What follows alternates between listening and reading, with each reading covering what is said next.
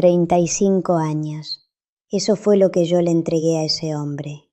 35 años de mi vida, de mi juventud, de sueños que fui guardando en cajitas que nunca abrí porque él me dijo que no eran necesarios.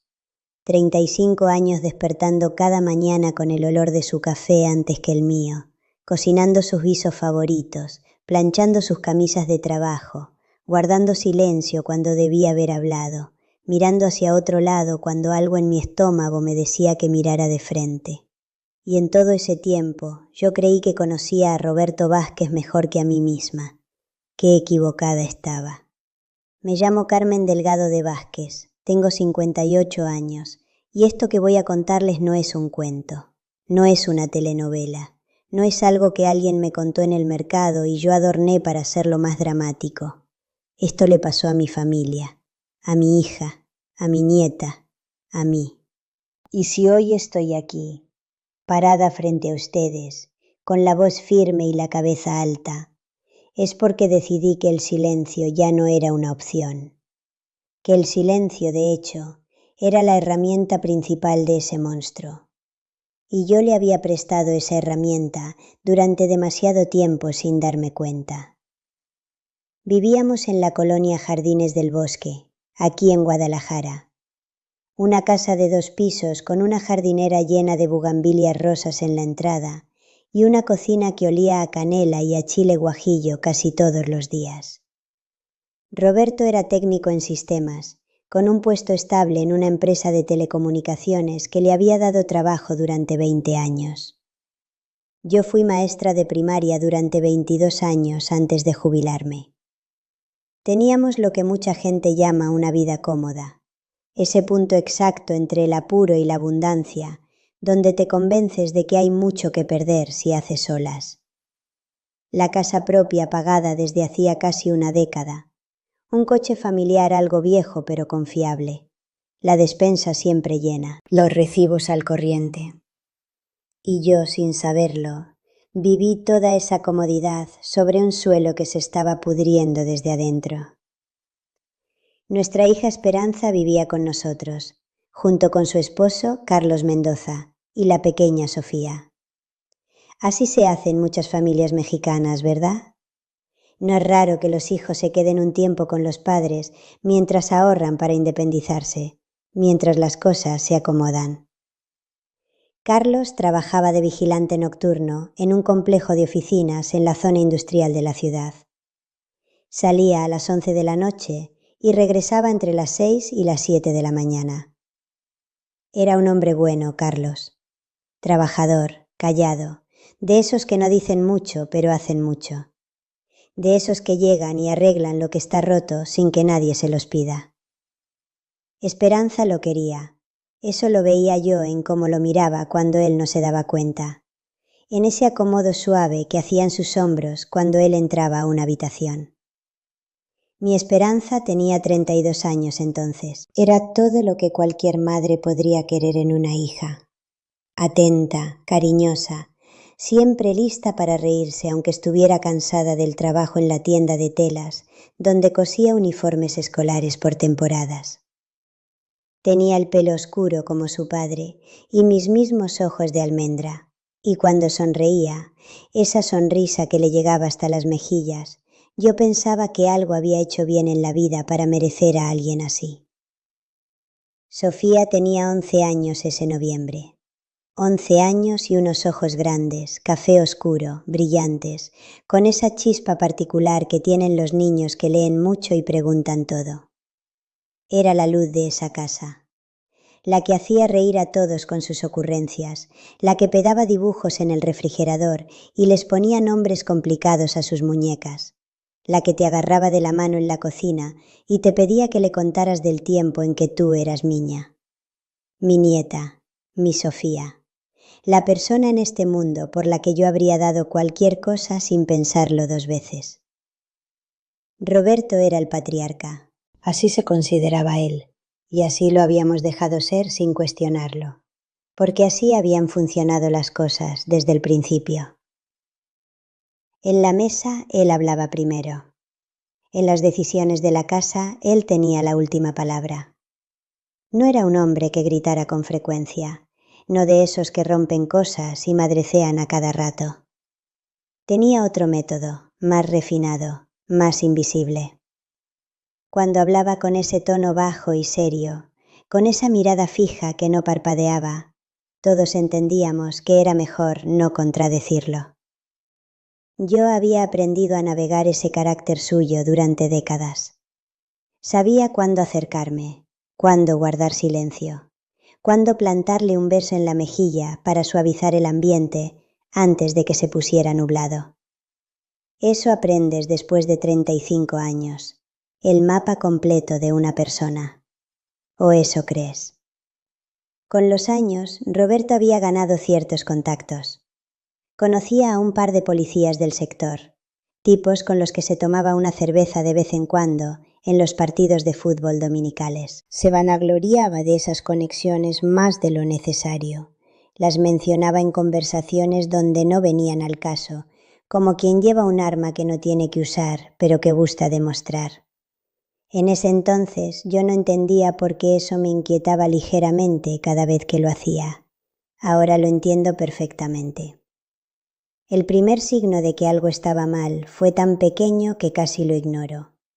Era la primera semana de noviembre, los días en que el frío tapatío ya empieza a morder las madrugadas y las cobijas se vuelven sagradas.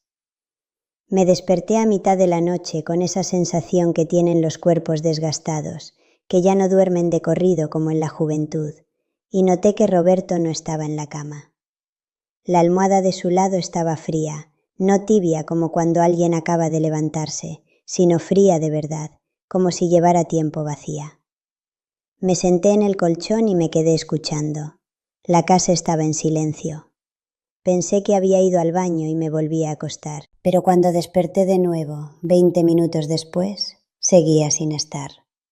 Pasaron otros 10 minutos antes de que lo escuchara deslizarse de regreso entre las cobijas, despacio, con ese cuidado de quien no quiere despertar a nadie. No dije nada esa noche.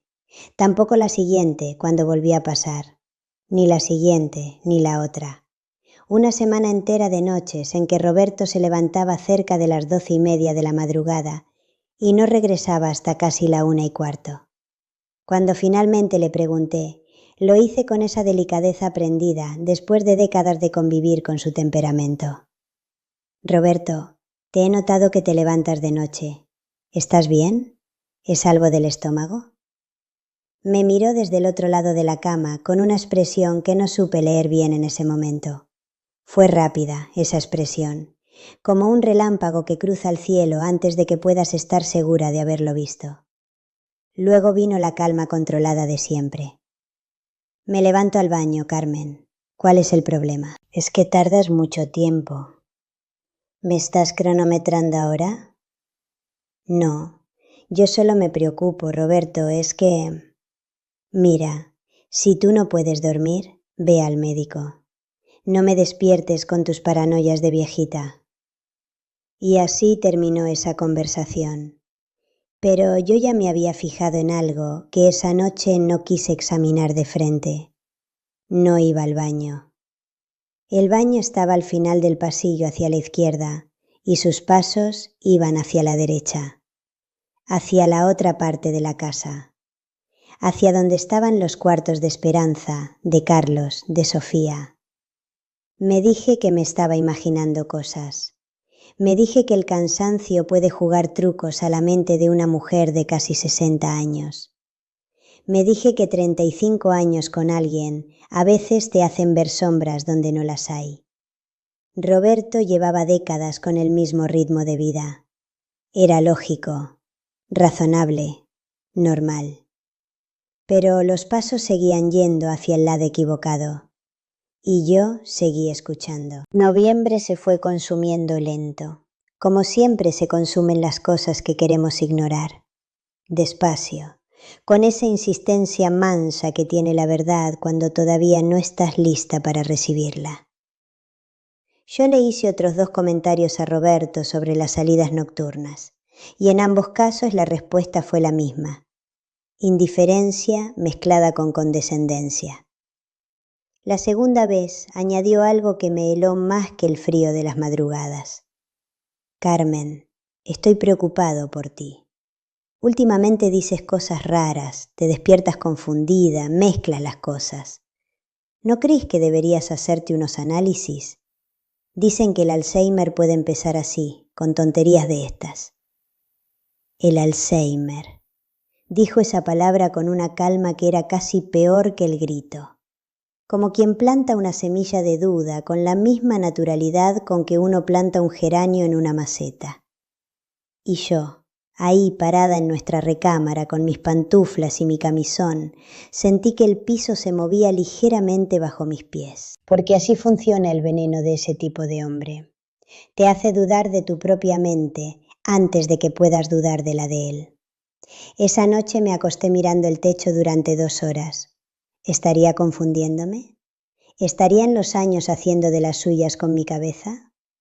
Era una posibilidad que no podía descartar del todo, y eso era exactamente lo que él necesitaba, que yo no pudiera descartarla, que me quedara ahí, en la incertidumbre, suficientemente confundida como para no actuar. Pero yo no tenía Alzheimer. Mis recuerdos estaban perfectamente ordenados. Recordaba cada noche, cada hora, la dirección exacta de sus pasos. Recordaba la frialdad de la almohada. Recordaba la expresión relámpago de su cara cuando le pregunté por primera vez. Y una noche de finales de noviembre me levanté también. Me puse las pantuflas sin hacer ruido. Me envolví en el rebozo que siempre tengo en la silla de la recámara y salí al pasillo con el corazón golpeándome el pecho, como si supiera algo que mi mente todavía se negaba a formular. La taza estaba oscura y silenciosa. El frío de la madrugada se colaba por las ventanas. Caminé despacio, pegada a la pared, hasta el rincón desde donde podía ver el pasillo del otro lado de la casa. Y ahí estaba Roberto, de pie frente a la puerta del cuarto de Esperanza y Carlos, la mano en la manija. Me detuve, no respiré. Lo vi abrir esa puerta con una lentitud calculada, con ese cuidado meticuloso de quien ha hecho el mismo movimiento muchas veces antes. Entró. La puerta se cerró suavemente detrás de él. Me quedé paralizada en ese rincón durante lo que me pareció una eternidad, aunque el reloj de la pared de la sala marcó que fueron solo 4 minutos. 4 minutos en que mi mente intentó construir explicaciones aceptables. Que había ruido en el cuarto, que Esperanza lo había llamado por algo, que Carlos le había pedido que revisara algo antes de irse al trabajo. 4 minutos de explicaciones que se derrumbaban solas, una por una, porque ninguna de ellas tenía ningún sentido. Cuando Roberto salió, caminé de regreso a nuestra recámara sin notar que yo estaba ahí. O quizás sí lo notó y confió en que yo me quedaría callada, como siempre. Me pegué más a la pared y esperé a que pasara. Luego regresé a la cama. Me acosté. Cerré los ojos. No dormí ni un minuto más esa noche. Al día siguiente busqué a Esperanza en la cocina, sola, mientras Roberto estaba en el trabajo y Carlos dormía después de su turno nocturno. Le serví su té de manzanilla, el que siempre le preparo cuando necesitamos hablar de algo importante, y me senté frente a ella. Esperanza, mija, necesito preguntarte algo y necesito que seas honesta conmigo. Algo pasó por su cara en ese momento, algo que duró menos de un segundo, pero que 32 años de conocer a mi hija me hicieron registrar con claridad. No era sorpresa, no era curiosidad inocente, era algo más oscuro, más tenso. Era el endurecimiento de alguien que se prepara para una conversación que sabe que viene. ¿Qué pasó, mamá?, dijo, y su voz sonó plana, controlada. Tu papá se levanta de noche. Lo he visto ir a tu cuarto. El silencio que siguió a esas palabras fue de los que pesan. Esperanza bajó la vista a su taza de té y la giró entre las manos. Sus dedos, noté, estaban blancos de tanto apretar. Mamá, no sé de qué me hablas. Sí sabes. Ya está, no sé de qué me hablas. Levantó la mirada y la que me devolvió no era mi esperanza de siempre. Era alguien que estaba usando la cara de mi hija para esconder algo que pesaba toneladas. Papá a veces me toca la puerta para ver si estoy bien, porque le parece que cierro tarde las luces. Eso es todo. Ya deja de buscarle 5 pies al gato. Mi hija. Mamá, por favor. Y su voz se quebró ligerísimamente en esas 3 palabras, justo lo suficiente para que yo lo notara. Por favor, ya. No hay nada. Me levanté de la mesa con las manos frías y el estómago hecho un nudo. Esperanza se quedó sentada mirando su té. No comió nada esa mañana. Cuando pasé por la cocina 1 hora después, la taza seguía ahí, llena y fría, sin tocar. Eso fue lo que me dijo su miedo, aunque su boca dijera otra cosa.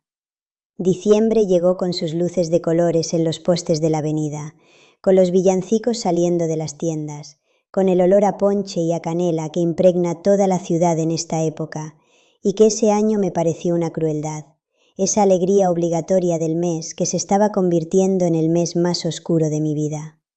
Yo seguía observando, seguía escuchando, y Roberto seguía levantándose cada noche a las 12:30.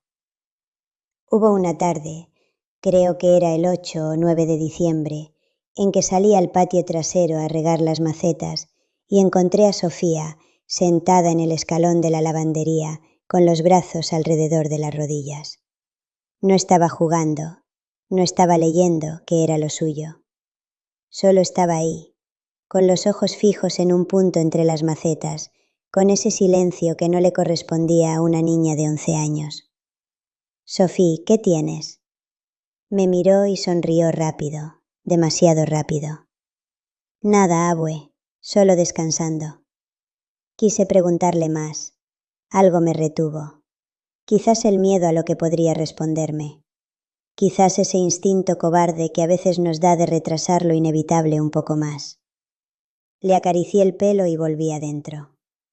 El 22 de diciembre es un día que llevaré grabado en el cuerpo hasta el último día de mi vida. No en la mente, que eso ya lo sé, que los recuerdos a veces se difuminan. En el cuerpo, en ese lugar donde viven las cosas que no tienen palabras suficientes para describirse. Esa noche no pude dormir desde las 10. Me di vueltas en la cama durante 2 horas, con el pecho apretado por esa presión que ya reconocía como la presencia de algo que no quería ser visto. A las 12:20 me incorporé y me quedé sentada en el borde de la cama, mirando la forma oscura de Roberto dormido a mi lado, contando sus respiraciones, esperando el momento en que cambiarían. A las 12:30 exactas, Roberto se movió. Esta vez no lo seguí de inmediato. Esperé. Escuché sus pasos ir por el pasillo, hacia el lado derecho, hacia donde no debían ir. Y luego esperé 5 minutos más antes de levantarme. Me acerqué al pasillo de la otra ala de la casa, caminando sobre las puntas de mis pantuflas, con el rebozo apretado alrededor de los hombros, como si pudiera protegerme de lo que estaba por escuchar. La puerta del cuarto de Esperanza estaba cerrada, pero no del todo. Había un resquicio de centímetros por donde se filtraba una franja delgada de luz muy tenue. Me detuve a 1 metro de esa puerta y escuché. Lo que llegó a mis oídos esa noche me destruyó de maneras que no sabía que era posible destruirse. Escuché la voz baja de mi marido, ese tono que yo creía conocer tan bien, convertida en algo que no reconocía. Escuché palabras que no voy a repetir aquí, porque algunas cosas no necesitan repetirse, porque algunas cosas merecen ser enterradas, aunque primero tengan que ser sacadas a la luz para poder ser enterradas. Escuché a mi hija, a mi Esperanza, suplicar en un susurro deshecho que parara, que ya no, que por favor. Y escuché a Roberto responderle con esa misma calma baja y aterradora que usaba en la mesa cuando alguien lo contradecía. Y luego lo escuché amenazarla. Si dices algo, destruyo a Carlos. Tengo cómo hacerlo y lo sabes. Y tú te quedas sola con la niña. Y la niña necesita a su papá, ¿verdad? Así que te callas, como siempre te has callado. Me cubrí la boca con ambas manos. Me recargué en la pared del pasillo porque las piernas ya no me sostenían bien. ¿Cuánto tiempo llevaba pasando esto?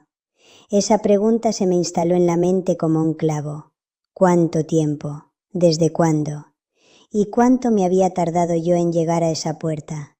En caminar esos 20 metros de pasillo que separaban mi ignorancia de esta verdad devastadora. Y mientras yo dormía en mi cama con mis cobijas y mis pantuflas, mi hija estaba a 20 metros de mí, siendo destrozada por el hombre que se suponía debía protegerla desde que era una niña con trenzas y zapatos de charol.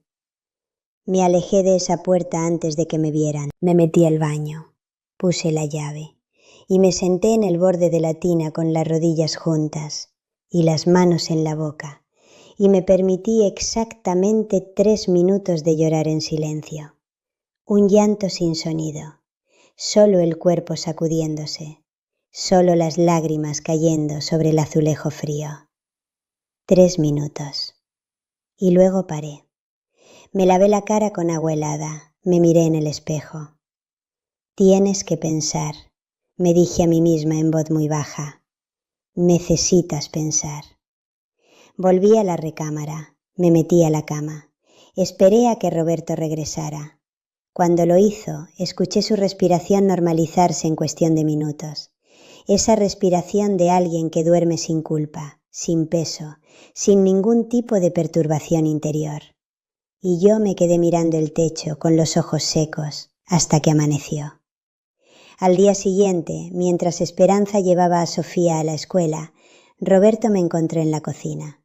Se sirvió su café con la misma calma de siempre, se acomodó en su silla de siempre, desplegó el periódico de siempre. Y yo, que en toda la noche no había podido decidir cómo enfrentarlo, me descubrí hablando antes de haber decidido hacerlo.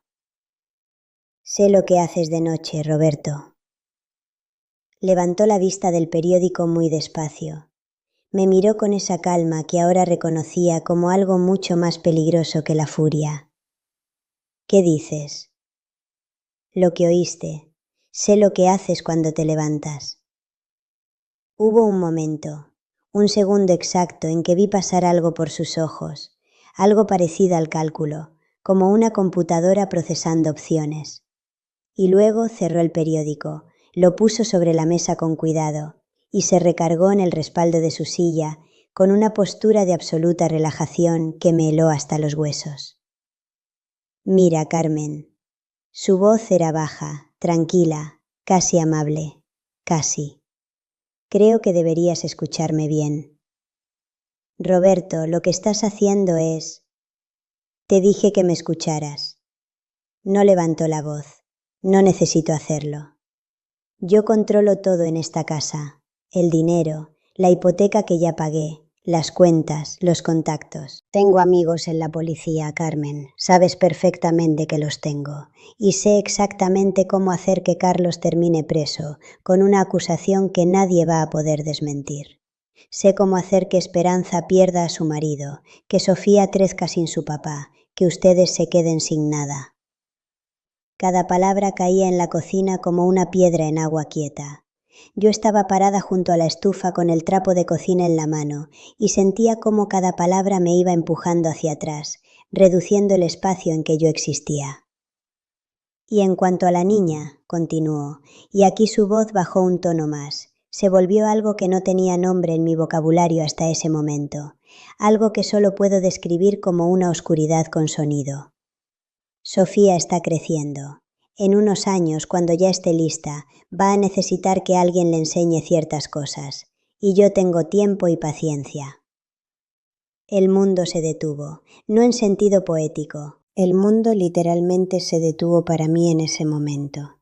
El ruido de la calle afuera, el zumbido del refrigerador, los pájaros en el árbol del patio, todo se volvió silencio absoluto.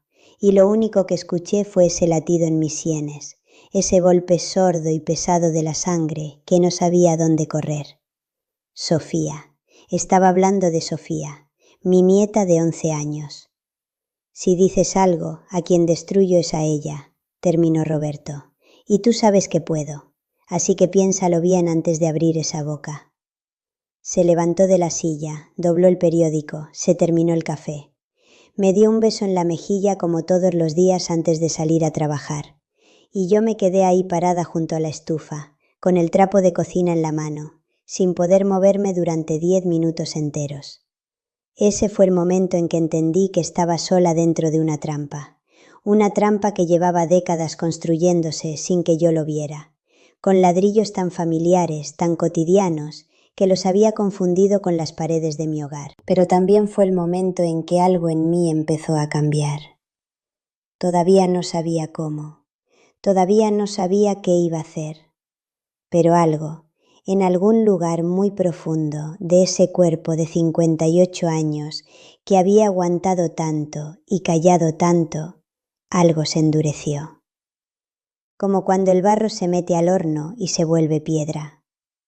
Esa tarde, cuando Sofía regresó de la escuela, esperé a que Roberto saliera a hacer un mandado y busqué a mi nieta en su cuarto. Estaba sentada en su cama con un libro abierto en las rodillas, pero no estaba leyendo. Sus ojos miraban el libro sin verlo. «Sofí, ven aquí con tu abue». Se levantó y vino a sentarse junto a mí en la cama. Me miró con esos ojos grandes que siempre me habían parecido los ojos más expresivos del mundo, y en esos ojos yo vi algo que no debería estar ahí. Vi una niña que sabía cosas que una niña no debería saber. «Mija», le dije con la voz más suave que pude, envolviéndola con el brazo, «tú puedes contarme cualquier cosa, lo sabes, ¿verdad? Tu abuela no se enoja, tu abuela escucha». Sofía no dijo nada por un momento. Luego se acomodó más cerca de mí. «Abue, tú has visto que el abuelo a veces sale de noche». El corazón se me encogió. «¿Tú lo has visto, Sofi?», asintió despacio. Una vez me levanté a tomar agua y lo vi saliendo del cuarto de mi mamá. Era muy de noche.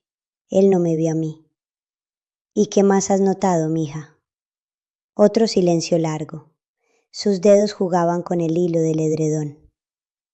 «Mi mamá tiene unos moretones en los brazos. Yo los vi cuando se estaba cambiando.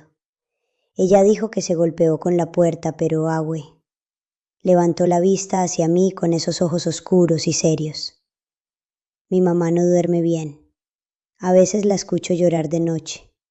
Y a veces dice cosas raras». «¿Qué tipo de cosas, Sofi?». «Que ya no quiere estar aquí, que está muy cansada, que a veces quisiera dormirse y no despertar». Cerré los ojos durante un segundo, solo uno. Luego los abrí. «Gracias por decirme esto, mi niña. Tú hiciste muy bien en decirme esto. ¿Me lo prometes, que si algo más pasa, me avisas?». Sofía asintió y enterró la cabeza en mi hombro, y yo la abracé con las 2 manos, mientras por dentro se me caía algo que nunca se iba a levantar igual. Esa noche, mirando el techo en la oscuridad, hice el recuento de todo lo que sabía. Roberto abusando de Esperanza, Esperanza con moretones, Esperanza hablando de no querer vivir, Roberto amenazando con destruir a Carlos si yo hablaba, Roberto amenazando con Sofía, y Sofía, mi niña, que ya había visto demasiado y cargaba ese peso sola. Y yo, en el centro de todo, con las manos atadas por las amenazas de un hombre que había pasado 35 años enseñándome a tenerle miedo sin que yo me diera cuenta. La Navidad se acercaba con esa crueldad particular que tiene cuando la vida interna de una familia no corresponde con las luces de colores de afuera. Los vecinos ponían sus nacimientos en las ventanas. Las posadas se escuchaban en las casas de alrededor con sus cohetes y sus canciones. Esperanza decoró el árbol con Sofía, las 2 juntas colgando esferas y ángeles de papel maché que habían hecho años atrás, y yo las miraba desde la puerta de la sala, pensando que esa normalidad que actuaban era la cosa más valiente y la más triste que había visto nunca. La noche del 24, después de que Carlos se fue a su turno, la casa quedó en silencio. Roberto se sentó frente al televisor con su cerveza. Sofía se fue a dormir pronto. Y yo encontré a Esperanza en la cocina lavando los trastes del cena de Nochebuena, sola, con ese movimiento automático de manos que hacemos cuando la cabeza está en otro lugar. Me paré junto a ella. Le puse la mano en la espalda. «Mija». Esperanza se detuvo. Sus hombros se tensaron. «Mamá, ahora no». «Ahora sí». Mi voz salió más firme de lo que esperaba. «Porque no hay más tiempo para después». Se volteó hacia mí, y lo que vi en su cara esa noche, iluminada por la luz amarilla de la cocina, era la cara de alguien que ha cargado un peso insoportable durante tanto tiempo que ya ni recuerda cómo se movía sin él. Tenía ojeras profundas, los labios apretados, pero sobre todo tenía ese miedo específico que ya había aprendido a reconocer en ella, ese miedo que se instalaba cada vez que yo me acercaba demasiado a la verdad. «Esperanza», dije en voz muy baja, «¿estás embarazada?» No fue una pregunta. Llevaba días notando los signos, el mareo discreto de las mañanas, la forma en que había dejado de tomar café, cierto cambio en la manera en que cargaba el cuerpo. «Soy madre. He estado embarazada. Reconozco esas cosas». Esperanza cerró los ojos. «Sí», dijo, una sola sílaba que contenía todo el horror del mundo. «¿De cuánto?» «2 meses y medio». «¿De quién, Esperanza?» El silencio que siguió fue el silencio más largo de mi vida, más largo que todos los silencios que había guardado durante 35 años juntos. Esperanza abrió los ojos y me miró, y lo que vi en esos ojos fue algo que rompe a cualquier madre. Vi a mi hija al borde del abismo, mirando hacia abajo, calculando si podía saltar. «Es de él, mamá». No hacía falta decir de quién. Las dos sabíamos perfectamente de quién. Me agarré del borde del fregadero. El aluminio frío bajo mis dedos fue lo único que me ancló a ese instante para no caer. Mi niña, mi esperanza, 32 años de vida, de sueños, de esa sonrisa que llegaba hasta las mejillas. Y ese monstruo llevaba meses destruyéndola desde adentro de nuestra propia casa. ¿Cuánto tiempo lleva pasando esto? «Desde antes», dijo ella, y esas 2 palabras me dijeron todo lo que no quería saber. No era noviembre, era mucho antes de noviembre. «¿Carlos sabe?» «No». Un temblor en su voz.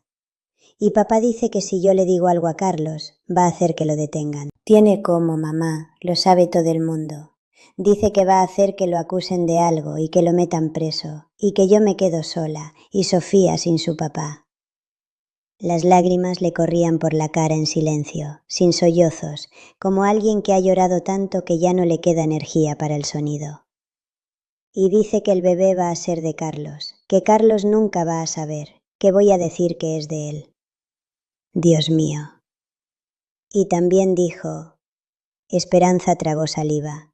Sus manos agarradas al trapo de cocina se veían blancas. Dijo que cuando nazca el bebé va a empezar con Sofía. El mundo se tambaleó. Dijo que Sofía ya tiene la edad suficiente para que él empiece a enseñarle ciertas cosas, que tiene paciencia, que puede esperar a que esté lista.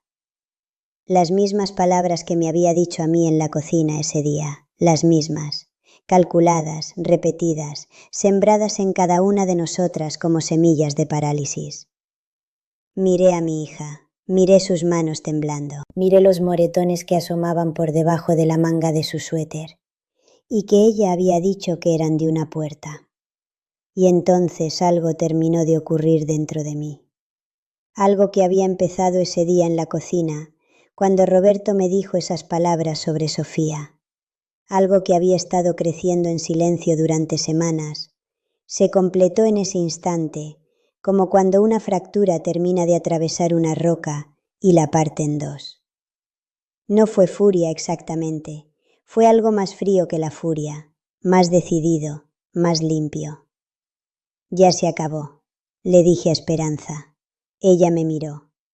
Mamá, él tiene contactos, él puede... Ya se acabó, repetí, y mi propia voz me sorprendió, no tembló. Esta noche.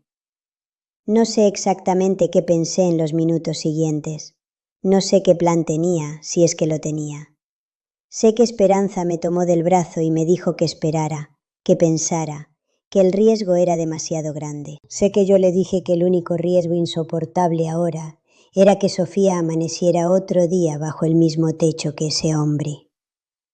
Sé que en algún momento de esa conversación en la cocina de Nochebuena, mientras afuera los cohetes de las posadas de los vecinos estallaban en el cielo, tomé la decisión más importante de mi vida.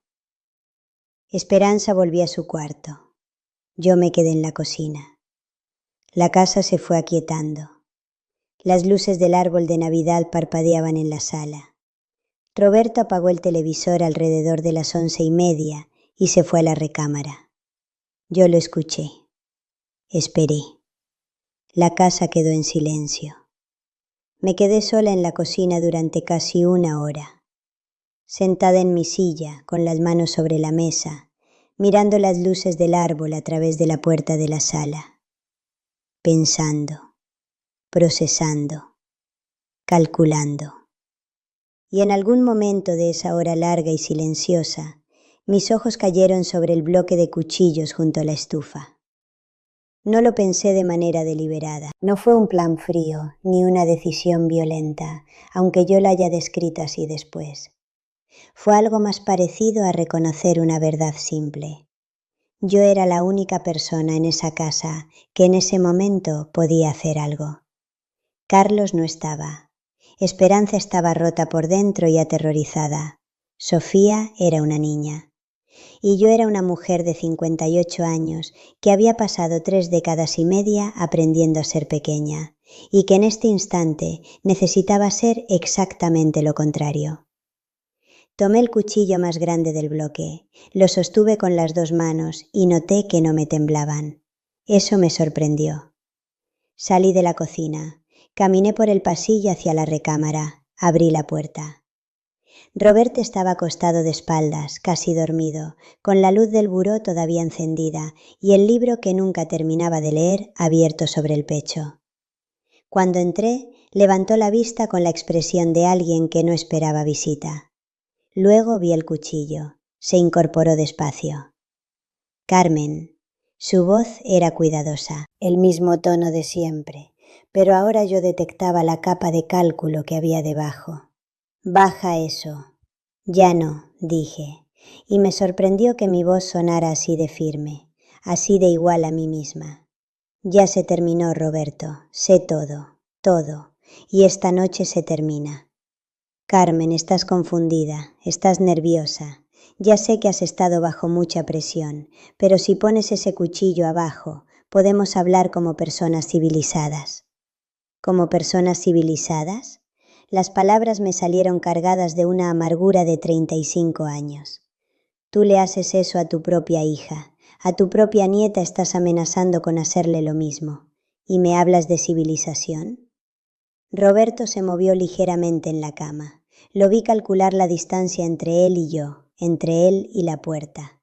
Lo vi ser lo que siempre había sido, alguien que mide, que calcula, que busca la salida más conveniente. Mira, cambió de táctica, y su voz se suavizó de una manera que me revolvió el estómago, porque recordé todas las veces que esa suavización me había funcionado, todas las veces que esa voz había logrado que yo bajara la guardia y cediera.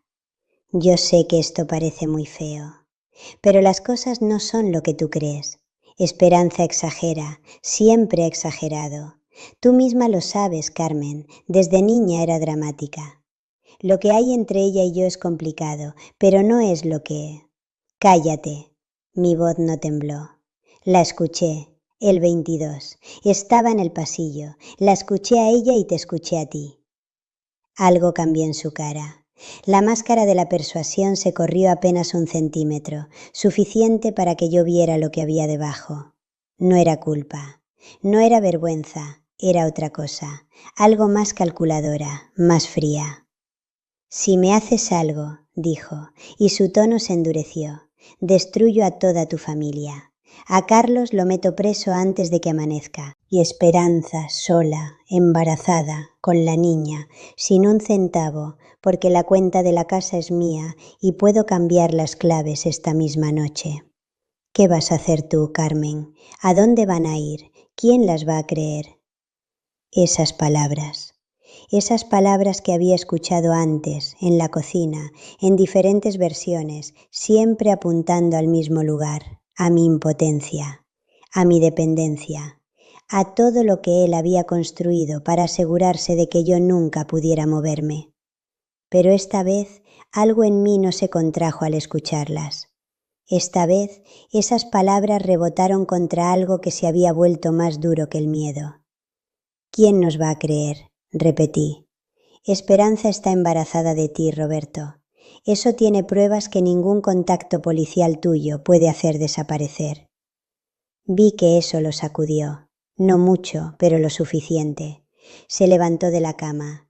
Lo que pasó en los siguientes segundos ocurrió muy rápido. Roberto se lanzó hacia mí con una velocidad que no esperaba en un hombre de su edad, y yo retrocedí golpeándome la espalda contra la pared, y el cuchillo cayó al suelo, y su mano me agarró del brazo con una fuerza que dejó marca, y el otro brazo lo levantó, y lo vi venir, pero no pude moverme a tiempo.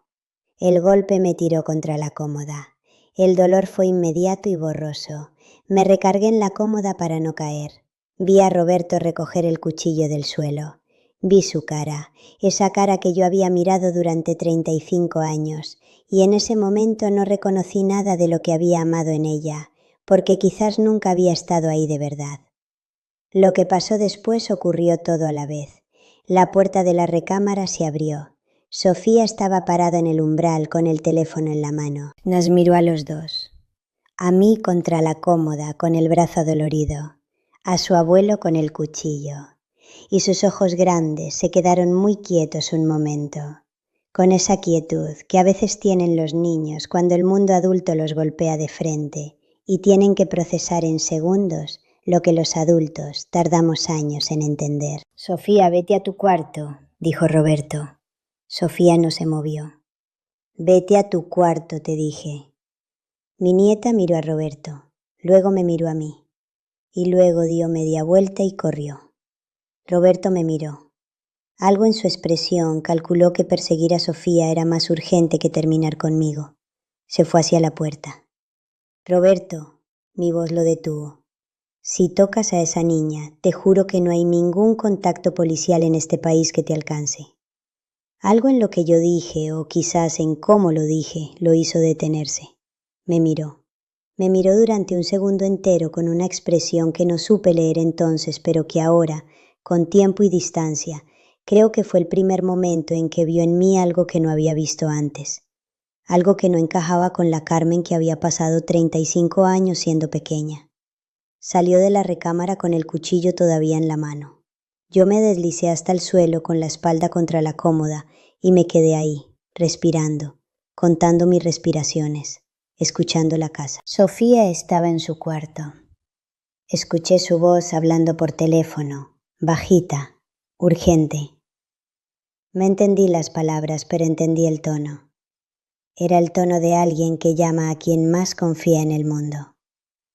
Llamaba a Carlos. Pasaron 20 minutos que se sintieron como horas. Roberto deambulaba por la casa, lo escuchaba ir y venir, y yo me quedé en el suelo de la recámara esperando algo, aunque no sabía bien qué. Cuando escuché la puerta principal abrirse de golpe, supe que Carlos había llegado. Lo que siguió fue una cadena de explosiones domésticas, de esas que no hacen ruido con el exterior, pero que rearman todo el interior de una casa para siempre.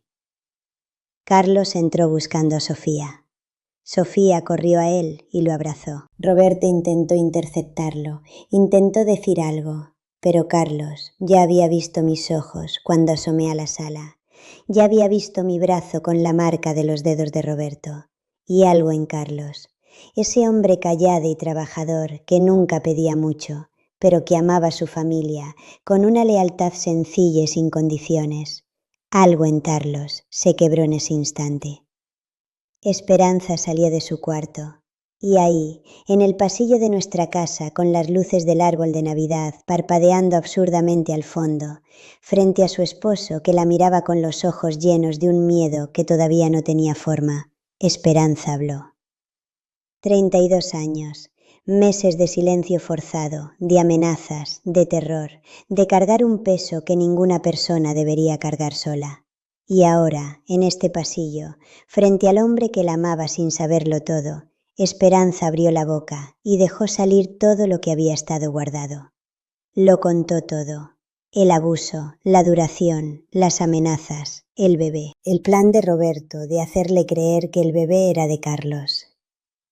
Y la amenaza sobre Sofía, la más terrible de todas, la que había mantenido a Esperanza prisionera más que cualquier otra cosa, porque esa amenaza no era sobre ella, era sobre su hija. Carlos escuchó todo en silencio. Vi cómo su cara cambiaba mientras Esperanza hablaba. Vi cómo ese hombre tranquilo y contenido iba acumulando algo que no cabía ya en ninguna parte, algo que no tenía dónde ir, excepto hacia afuera. Roberto intentó hablar, intentó decir algo, lo que fuera, lo de siempre, la versión que él tenía de cualquier situación donde él era el razonable y los demás estaban exagerando. Carlos lo golpeó, una vez, 2, 3. Roberto cayó contra la pared del pasillo y luego al suelo, y Carlos siguió, con esa energía de alguien que no ha pegado en su vida, pero que en este instante tiene la fuerza acumulada de todo lo que le hicieron a la mujer que ama, a la niña que es su hija, a la familia que construyó creyendo que estaba segura. Yo no lo detuve de inmediato, Dios perdóneme. No lo detuve de inmediato. Cuando finalmente puse mi mano en el brazo de Carlos y le dije que ya era suficiente, que teníamos que movernos, Roberto estaba en el suelo del pasillo con el labio partido y un ojo que ya empezaba a hincharse. Nos miró desde abajo, a todos nosotros parados sobre él, y vi en su cara algo que no había visto nunca en 35 años. Lo vi pequeño. Hay que irse, dije, ahora. Esta noche. ¿A dónde?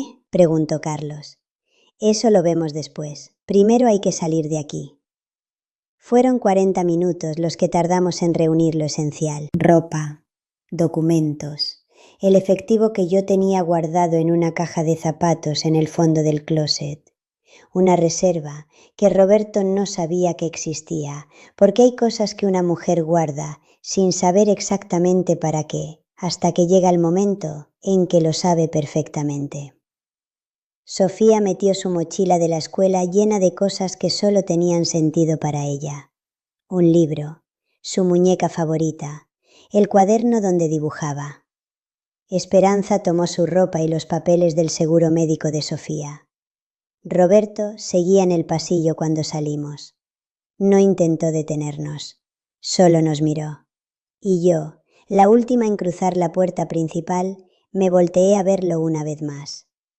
Era pasada la 1 de la mañana del 26 de diciembre cuando el coche de Carlos dobló la esquina de la colonia Jardines del Bosque y esa casa de bugambilias rosas y cocina de canela quedó atrás en la oscuridad. Manejamos en silencio durante la primera hora. Sofía dormía en el asiento trasero con la cabeza en el hombro de su madre. Carlos miraba la carretera. Yo miraba las luces de la ciudad que se iban quedando atrás. Y en algún punto de esa carretera nocturna, con el frío del fin de diciembre entrando por las ventanas entrecerradas del coche, Sofía se despertó. Me miró. Extendió su mano hacia la mía. Yo se la tomé. Y entonces mi nieta, mi Sofía de 11 años, me dijo en voz muy baja, en esa oscuridad del coche que de alguna manera se sentía más segura que cualquier habitación iluminada de los últimos meses, me dijo algo que me rompió y me reconstruyó al mismo tiempo. Abue, el abuelo ya me había tocado a mí también. El coche siguió moviéndose. Carlos apretó el volante. Esperanza cerró los ojos y una lágrima le corrió por la mejilla. Yo apreté la mano de Sofía. Gracias por decirme, mi niña. Gracias por tener el valor de decírmelo. Lo que hizo él está muy mal, ¿verdad? Sí, Sofía, está muy mal. Y nunca, nunca fue tu culpa. ¿Me escuchas? Nunca. Mi nieta asintió despacio y apoyó la cabeza en mi hombro, y yo la envolví con el brazo, y me quedé así, sosteniéndola, mientras el coche nos llevaba hacia algo que todavía no tenía forma, pero que ya sabíamos que tenía que ser mejor que lo que dejábamos atrás. La carretera se abría hacia el norte y luego torció hacia la costa. 12 horas de camino hasta Puerto Vallarta, con paradas breves, con café de termo en algún Oxxo a las 4 de la mañana, con ese silencio que comparte la gente que acaba de sobrevivir algo juntos y que todavía no tiene las palabras para hablar de ello, pero que tampoco necesita las palabras, porque el cuerpo de cada uno lo sabe, y eso es suficiente por ahora. Llegamos al amanecer, cuando el cielo sobre el Pacífico se estaba tiñendo de naranja y el olor del mar llegaba hasta la carretera antes de entrar al pueblo. Sofía despertó con ese olor y se incorporó en el asiento para ver por la ventana. Y por primera vez en muchas horas vi algo en su cara que se parecía a la curiosidad, a algo vivo. Puerto Vallarta nos recibió como lo hace con todos, con ese calor que no pide permiso, con esa luz que rebota sobre el agua y lo llena todo de reflejos, con ese ruido mixto de malecón y pájaros y música lejana que es el idioma particular de las ciudades costeras. Teníamos el contacto de una prima segunda de Carlos, una mujer llamada Refugio que llevaba años trabajando en el sector turístico y que cuando Carlos la llamó esa misma madrugada desde la carretera, sin darle todos los detalles, solo diciéndole que estaban en problemas y que necesitaban un lugar, dijo que llegaran, que aquí había espacio y había trabajo. Así son a veces las personas que te salvan. No te preguntan todo, solo te dicen que llegues. Refugio tenía un cuarto libre en la casa que rentaba con otras 2 trabajadoras del hotel. No era grande, pero era limpio y seguro, y estaba lejos, 300 y pico de kilómetros lejos, de la colonia Jardines del Bosque, y de un hombre con contactos policiales y demasiada confianza en su propio poder. Los primeros días fueron los más difíciles, no por las condiciones materiales, sino por ese proceso particular de descompresión que tiene el cuerpo y la mente cuando salen de un estado de peligro constante. De repente el silencio se vuelve extraño. De repente dormir sin la tensión de anticipar ruidos en el pasillo se siente raro. De repente hay que aprender de nuevo cómo respirar sin calcular cuánto espacio ocupas en el mundo. Sofía dormía con su madre esos primeros días. Esperanza no dormía bien, se despertaba varias veces, pero Carlos estaba ahí, al lado, y eso hacía una diferencia que se notaba en su cuerpo de maneras pequeñas y constantes. La manera en que se relajaban sus hombros cuando él entraba al cuarto, la manera en que su mano buscaba la de él instintivamente cuando algo la sobresaltaba. Carlos, por su parte, llevaba el peso de todo con esa fortaleza callada que lo caracterizaba, pero yo lo veía por las noches, cuando creía que todos dormíamos, sentado en la pequeña terraza del cuarto mirando el oscuro del jardín, con los codos en las rodillas y las manos juntas, cargando cosas que no eran suyas y que sin embargo habían entrado en él sin pedirle permiso. Una tarde, 2 semanas después de llegar, Esperanza me pidió que me sentara con ella. Habíamos ido a un médico de la ciudad, un ginecólogo al que Refugio nos llevó, un hombre serio y tranquilo que escuchó sin juzgar. Esperanza había recibido información. Había hablado con una psicóloga especialista en trauma que trabajaba con el mismo consultorio. Y había tomado una decisión que llevaba días madurando en silencio. Mamá, voy a interrumpir el embarazo. La miré. Tomé mi decisión. Hablé con la doctora. Tengo el apoyo que necesito. Sostuvo mi mirada con una firmeza que me sorprendió y me llenó al mismo tiempo. No puedo traer ese bebé al mundo. No puedo mirar una criatura que me recuerde todo lo que pasó. No puedo. ¿Estás segura? Sí. ¿Y Carlos sabe? Carlos apoya lo que yo decida. Me lo dijo él mismo.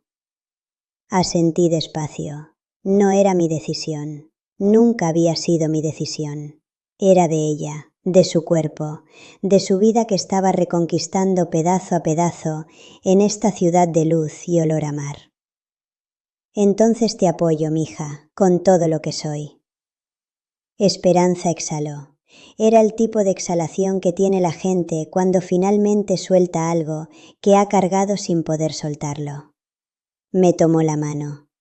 Gracias, mamá. El procedimiento se hizo con acompañamiento profesional, con la psicóloga presente, con Carlos en la sala de espera y Sofía en casa con refugio haciendo galletas de mantequilla.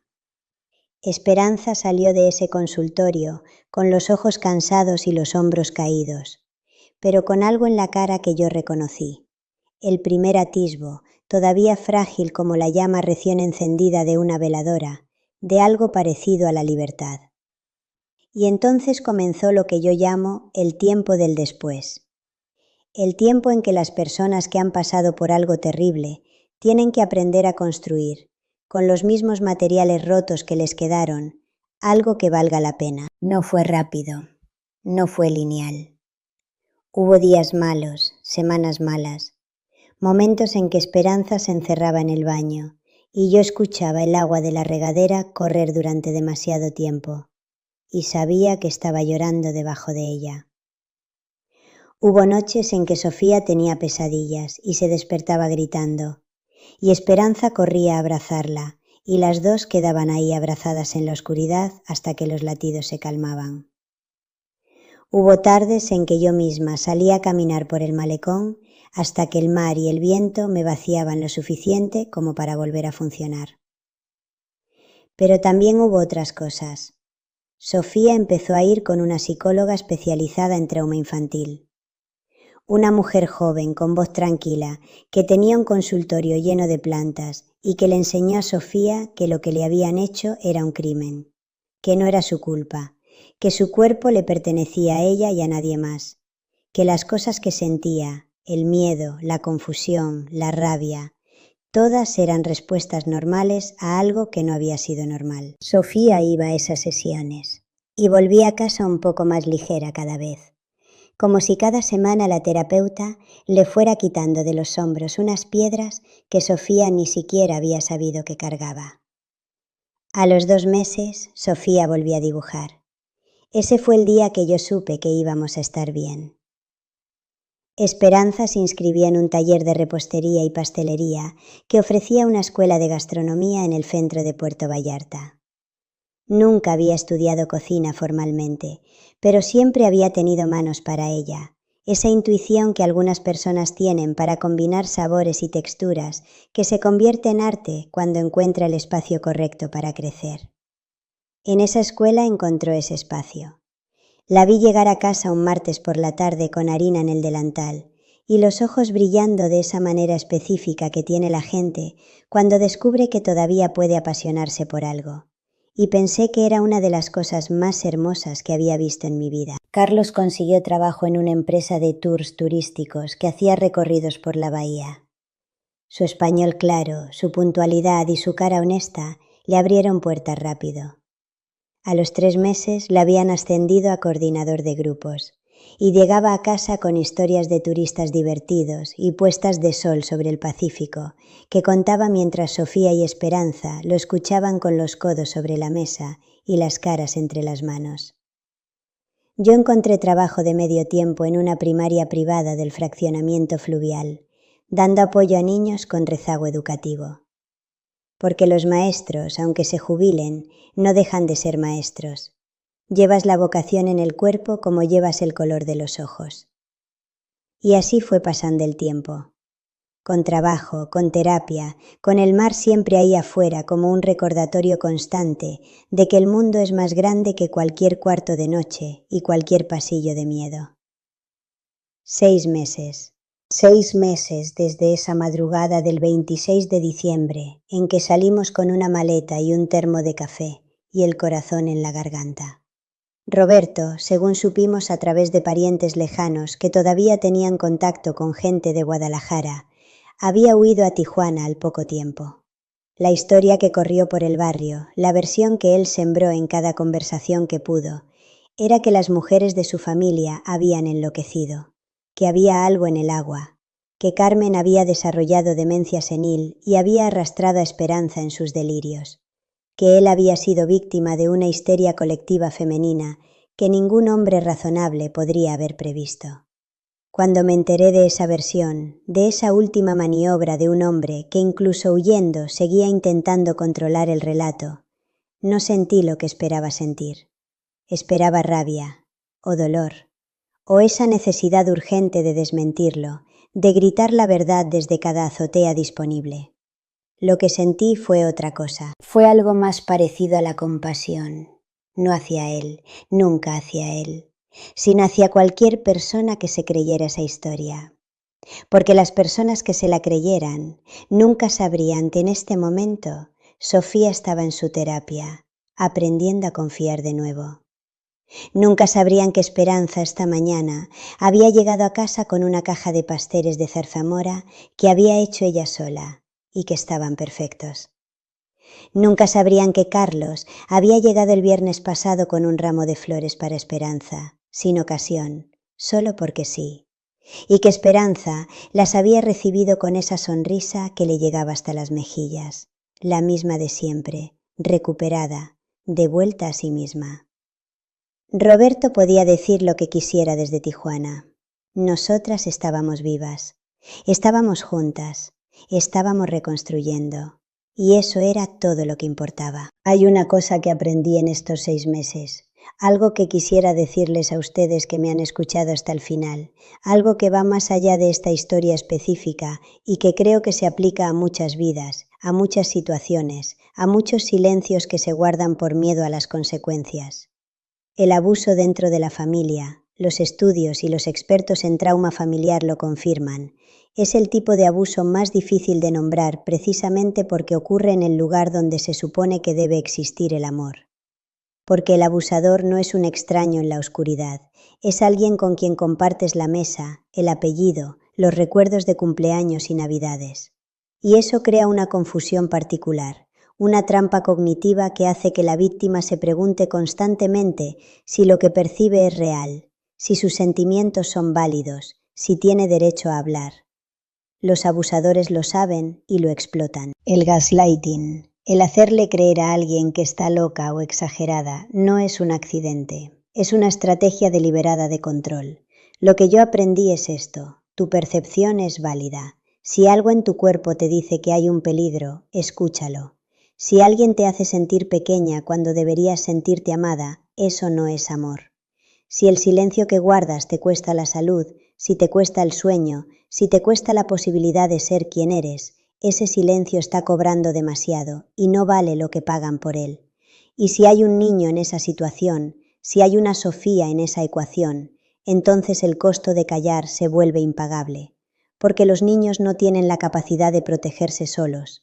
Los niños dependen de que los adultos de su vida sean lo suficientemente valientes para ver la verdad aunque duela, para actuar aunque tengan miedo. Yo tardé demasiado. Lo reconozco con una honestidad que no me complace, pero que me parece necesaria. Tardé semanas en actuar.